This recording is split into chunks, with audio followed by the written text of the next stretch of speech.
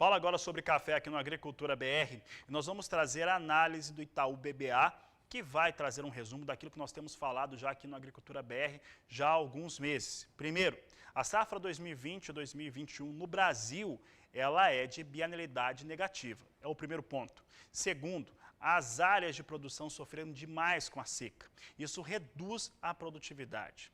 Com isso, estimativas de no máximo de produção de café na safra 2021, ao contrário do que o Departamento de Agricultura norte-americano falou, que é um número completamente fora da realidade, mas no máximo a produção brasileira chega a 58 milhões de sacas, com uma redução total de 30% de 21% total e uma redução do arábica de 30%. É o que nós vamos ver nessa entrevista do analista do Itaú BBA, o César Alves, para o jornalista Walter Puga Júnior, lá em São Paulo. Confira. A produção brasileira de café deve recuar muito daqui para frente em função da bianualidade e de problemas climáticos. Bom, a análise de César de Castro Alves, do Itaú BBA, apontam isso num relatório já distribuído recentemente.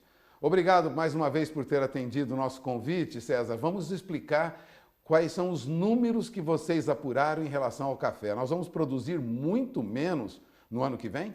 A gente acha que sim, é menos, né, do que o esperado. Não é ainda um momento bom para a gente ter boas estimativas, né? Acho que é até importante dizer que o Itaú BBA não faz esse trabalho de levantamento de campo, como a Conab faz, né? Então, o que a gente fez foi um exercício com possibilidades um pouco mais aparentemente reais do que seria um ano normal, né? Acho que vale lembrar que no ano que vem o Brasil já teria inevitavelmente uma safra menor de café por conta da bienalidade do arábica, né? Esse ano nós colhemos uma safra muito alta, dependendo da fonte foi a maior da história, dependendo da fonte muito próximo disso. Então foi muito ampla a safra, né? Isso faz com que os cafés aí, os armazéns estejam bastante cheios, foi bastante falado isso aí há poucos meses, né? A colheita foi muito concentrada, então estamos vindo de uma safra muito alta. Para o ano que vem, então, inevitavelmente, a safra seria menor. Em geral, a safra de arábica ela cai aí seus 15% a 20% no ano de baixa. Só que nós estamos observando desde o mês de agosto, setembro, uma condição climática totalmente adversa para o café, ou seja, não choveu, né? Choveu muitíssimo pouco, principalmente no sul de Minas. No mês de outubro, por exemplo, foram apenas 20 milímetros ali na região de Varginha, isso é muito pouco, e as lavouras estão sentindo isso, né? Obviamente. E além dessa falta de chuvas, a gente nota um calor muito excessivo, e isso também é muito nocivo para o desenvolvimento da safra, que agora precisaria de chuvas para ter um bom pegamento das floradas e que depois vai virar os chumbinhos e lá na frente serão os frutos.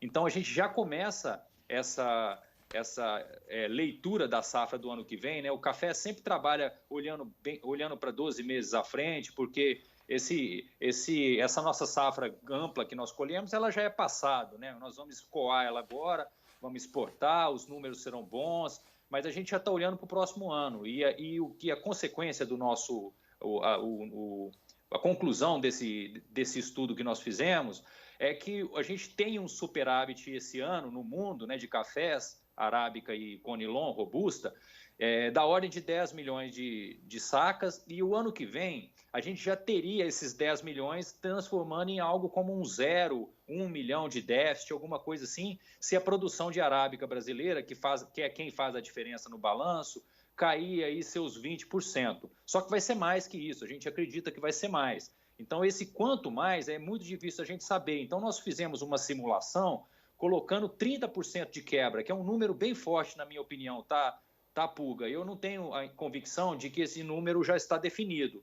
O café é uma planta muito resistente e a gente nota que em algumas regiões, né, não foi tão crítica a situação e a gente pode ter alguma surpresa aí, embora algum estrago exista.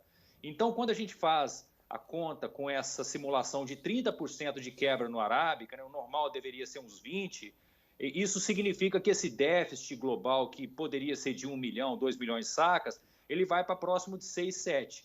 Então, é um quadro que complica mais o conforto do balanço de café e, teoricamente, isso deveria significar alguma reação de preços, né? O café caiu bastante de preço desde setembro, com o mercado avaliando o retorno das chuvas no Brasil, mas ninguém avaliou que essas chuvas, né, pelo menos os players desse mercado, que essas chuvas foram muito insuficientes.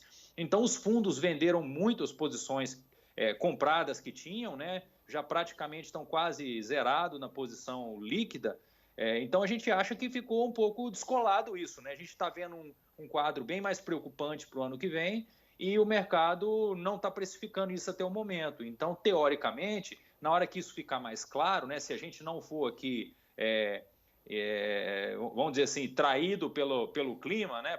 Como eu falei, o café é uma planta resistente, mas olha, tem bastante estudos, né? Eu acho que eu chamo a atenção, para mim é muito valioso o estudo da Fundação Procafé, lá do sul de Minas, que eles já fizeram um alerta dizendo que é irreversível a perda que já houve nas lavouras do potencial de produção. Então, quando você vê pessoas assim bastante competentes e sérias já fazendo esse tipo de alerta, eu pessoalmente, com todo mundo que eu converso, a leitura é a mesma, eu acredito sim que a gente vai ter uma safra menor e isso coloca preocupação no ano que vem, não do ponto de vista de preço, porque os produtores já estão muito bem vendidos, né? A gente tem aí essa safra que nós estamos recém-colhida, nós temos aí quase, talvez, próximo de 70% já comercializada, e a próxima safra, né, que será menor, essa que nós estamos falando, ela deve ter também um bom volume de vendas já realizadas. Então, os produtores devem ter, alguns, o desafio de colher para fazer frente a essas vendas futuras que foram feitas. Então, é uma situação nova, né? É algo que ficou mais claro agora desde o final de outubro, que o mês foi muito ruim de chuvas e nos colocou, vamos dizer assim, essa missão de fazer essa ponderação de que o ano que vem pode ser um pouco pior do que o esperado. Agora, vamos falar um pouquinho de perspectiva de preço. Você acompanha o mercado no dia a dia?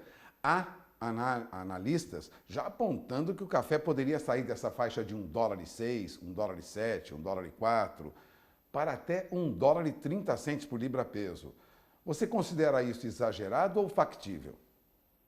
Olha, Puga, eu acho que sobe, tá? É difícil colocar um número, isso vai depender muitíssimo da taxa de câmbio, tá? Se a gente tiver aí uma desvalorização do dólar um pouco mais forte do que a gente esperava, né? A gente está vendo aí, apesar das nossas enormes incertezas fiscais, que é o que colocou muito preço na taxa de câmbio, né? A moeda brasileira desvalorizou muito em função disso, que não está resolvido, né? A gente tem a nossa dívida quase lá próxima dos 100%, e um ponto de interrogação como é que isso vai ser nos próximos anos. Então, o mercado não vai deixar barato se a gente não resolver essa sinalização, vamos dizer assim. Então, o dólar vai ser muito importante, porque se o dólar ele desvalorizar, inevitavelmente o café vai subir em dólares. Aí eu acho que $1,30 é totalmente factível.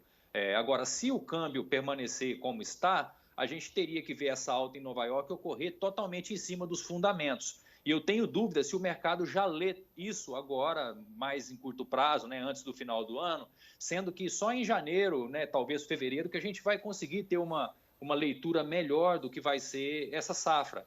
Então, eu acho que sim, é para cima, os preços devem reagir. Eu acho que tem números aí na praça mais fortes ainda com relação a essa quebra.